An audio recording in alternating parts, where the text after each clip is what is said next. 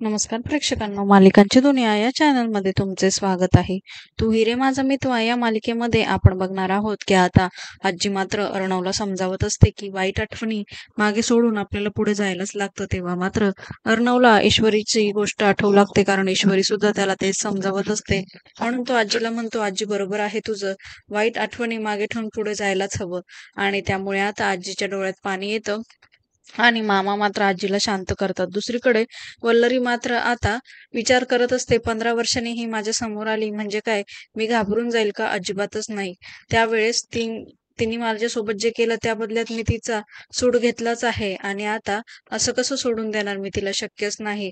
आणि घडलेल्या गोष्टी सगळ्या ती आठवू लागते की कसं तिने सुषमा आणि सात्विका या दोघींनाही धोका दिला होता, आणि आता त्यांच्यासोबत तिने काय केलं आहे हे मात्र आपल्याला येणाऱ्या भागांमध्ये बघायला मिळणार आहे. परंतु सात्विकाने म्हणजेच अर्णवच्या आईने मात्र आता इकडे वल्लरीचं थोबाड फोडलेलं असतं, तिचा अपमान केलेला असतो, आणि त्याचा बदला म्हणून आता तिने भयानक काहीतरी कृत्य केलेलं असतं.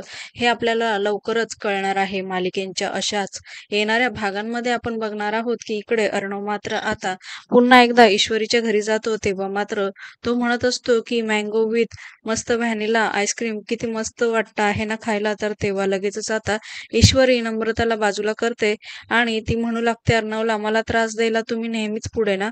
तर तेव्हा अर्णव म्हणतो, आता मी काय केलं आहे? तेव्हा नम्रता सांगते की अहो, इशूला 2 आईस्क्रीम खायच्या होत्या, पण आईस्क्रीम संपलं आणि हा एक शेवटचा कप जो आईने तुमच्यासाठी आणला आहे.